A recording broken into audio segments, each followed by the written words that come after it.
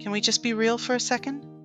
There are days when it feels like you're dropping every single ball you're supposed to be juggling. Work is overwhelming, relationships are hard, your quiet time has been non-existent, and somewhere in the back of your mind, a voice is saying, you're not doing this right. If that resonates, this one's for you, because that feeling is way more common than anyone talks about. And God's Word has something really important to say about it.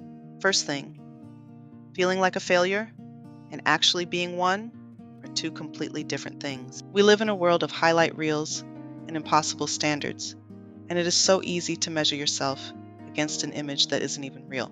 But here's what God says in 2 Corinthians 12:9. My grace is sufficient for you, for power is perfected in weakness. Read that again. His power shows up in your weakness, not after you fixed it, not once you have it together, right in the middle of it. That's not a consolation prize. That's actually the point. Here's a question worth sitting with. Whose definition of success are you even chasing?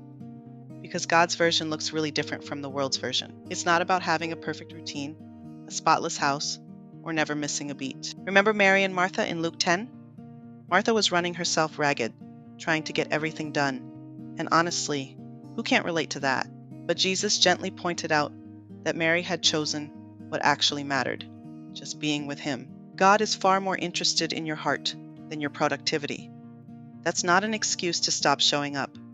It's an invitation to stop performing. So when you're deep in that feeling of falling short, what do you actually do? Here's what helps. Go back to His promises. When everything feels like it's going sideways, the Word is your anchor. Philippians 4:13. I can do all things through Him who strengthens me. Not some things, not the easy things, all things. Let that truth be louder than the voice telling you you're not enough. You must actually receive grace, not just give it. Most of us are pretty good at extending grace to other people and absolutely terrible at accepting it for ourselves. But grace isn't just something you pass along. It's something you're meant to live in. You are allowed to be imperfect. God already knew you would be when He chose you. Adjust your expectations.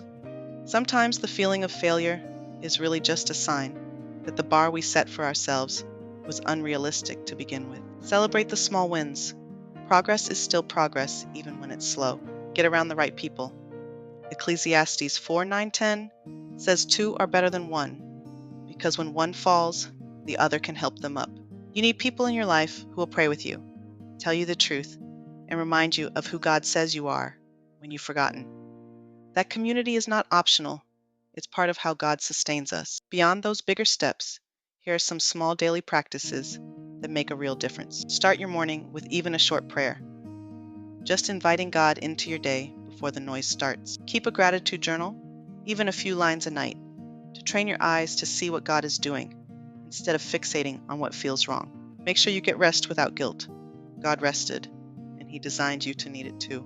And when the self-doubt gets loud, one of the best things you can do is turn outward and serve someone else. Getting your eyes off yourself and onto others has a way of putting everything back in perspective. Here's what I want you to carry out of this today. Romans 8:28 says God causes all things to work together for good for those who love Him. Not just the wins, not just the seasons when you had it together. All things, including this hard, messy, overwhelming season you might be in right now. He is working, even when you can't see it. So here's your action step. Take a few minutes today and ask yourself honestly, where do I need to stop striving and start receiving God's grace? Write it down. Pray over it. Let Him into that specific place. You are loved. You are not behind.